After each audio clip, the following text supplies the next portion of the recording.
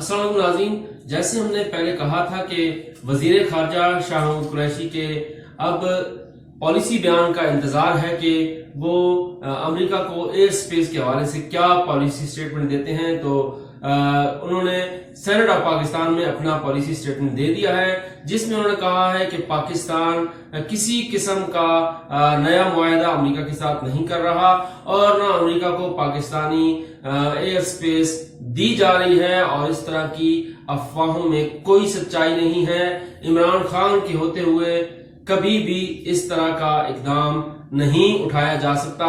ये स्टेटमेंट वजीर खारजा शाह महमूद कुरैशी की तरफ से ऐवान बाला में दी गई है। अलबत्ता अपोजिशन की तरफ से कुछ सवाल भी उठाए गए हैं, उन सवाल के बारे में भी आपको आगाह करते हैं। उसके अलावा कल कोर कमांडर कॉन्फ्रेंस भी हुई है और कोर कमांडर कॉन्फ्रेंस में भी खित्ते की मजमूई सूरत हाल का जायजा लिया गया है, अफगान अमन अमल का जायजा लिया गया है, अमेरिकी और नेटो अफवाज के इनखला के बाद अफगानिस्तान की क्या सूरत हाल बनेगी उसका भी जायजा लिया गया है और उसके साथ साथ बैनुल अफगान मुज़ाकरात के मामले को भी देखा गया है कि किस तरह से मुज़ाकरात आगे बढ़ सकती हैं या आगे बढ़ रहे हैं और कतर मुआहदा किस हद तक जो है उस पर अमल दरामद फरीकैन की तरफ से किया जा रहा है। ये तमाम सूरत हाल जो है वो कल कोर कमांडर कॉन्फ्रेंस में जेर बहस आई है।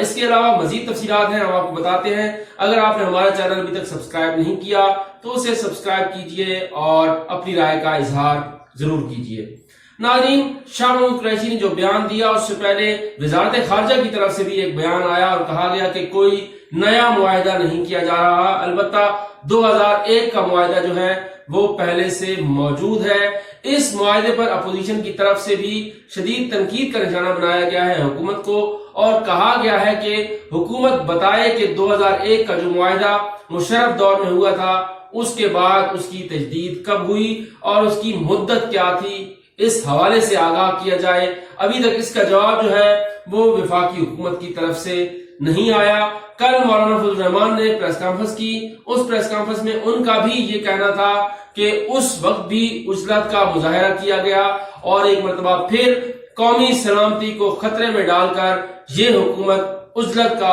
मुजाहरा कर रही है। और उसके साथ साथ उन्होंने ये भी कहा कि जब इमरान खान ने ड्रोन हमलों के खिलाफ एहतजाज किया था, मार्च किया था, उस वक्त भी हमने कहा था कि ये सिर्फ और सिर्फ टोपी ड्रामा है और आज ये हकीकत खुलकर सामने आ रही है।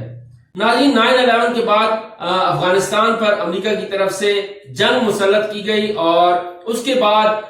पाकिस्तान के ऊपर भी दबाव बढ़ा। उस वक्त पाकिस्तान में परवेज मुशर्रफ चीफ एग्जीक्यूटिव थे और अमेरिका की तरफ से परवेज मुशर्रफ से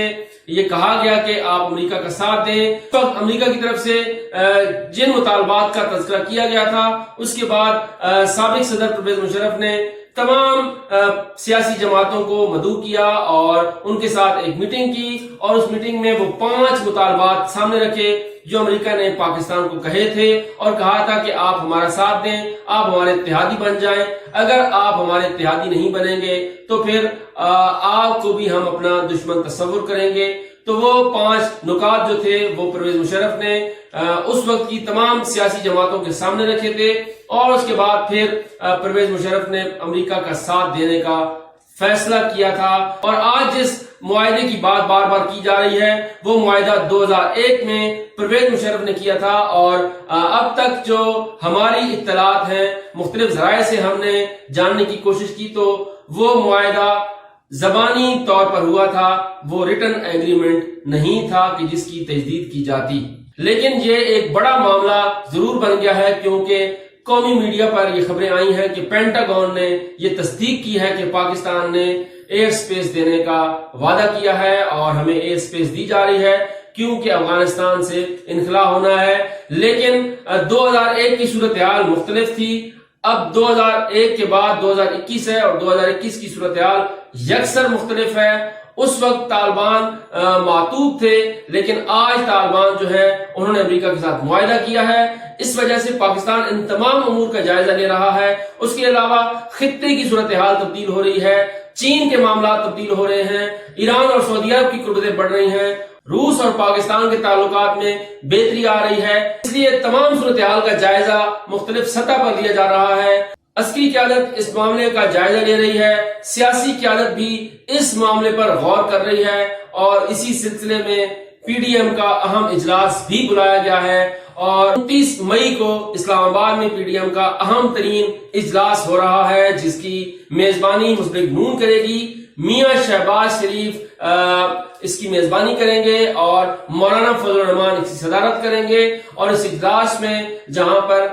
مجموعی سیاسی صورتحال زیر بحث آئے گی، پاکستان پیپلز پارٹی اور عوامی نیشنل پارٹی کو دوبارہ پی ڈی ایم میں شامل کرنے یا نہ کرنے کا فیصلہ ہوگا، وہیں پر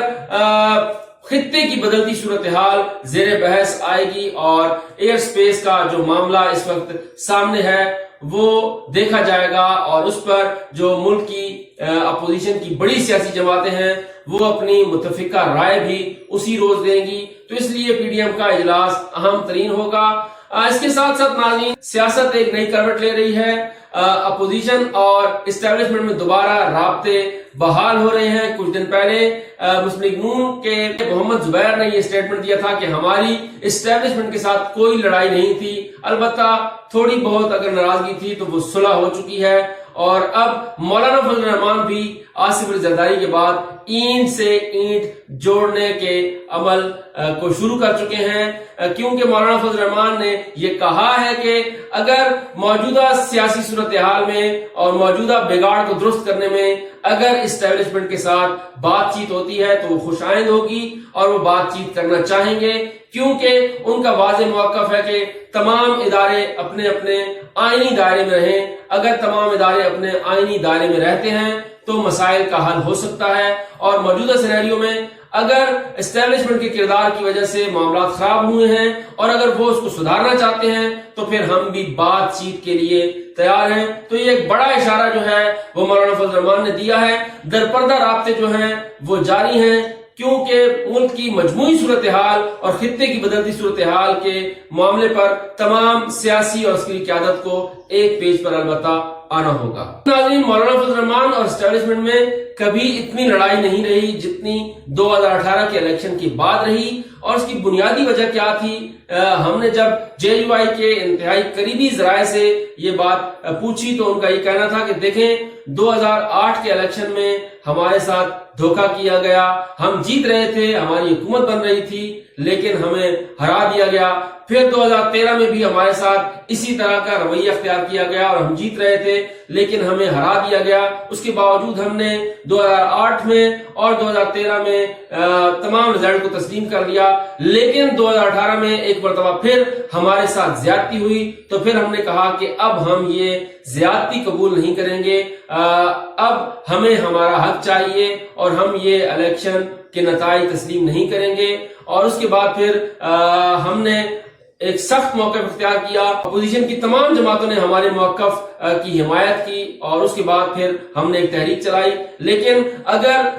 موجودہ صورتحال میں معاملات کو سدھارنے کے لیے اسٹیبلشمنٹ جو ہے وہ ہمارے ساتھ بات چیت کرے گی تو ہم بھی پھر بات چیت کے لیے تیار ہیں، لیکن ہم یہ چاہتے ہیں کہ ہمیں ہمارا حق ملنا چاہیے، یعنی ہم یہ چاہتے ہیں کہ الیکشن فری اینڈ فیئر ہوں، اور جو جیتے وہ حکومت بنائے اور جو ہارے وہ اپنی ہار پھر بخوشی تسلیم بھی کرے۔ تو ہمارا بنیادی مطالبہ یہ ہے۔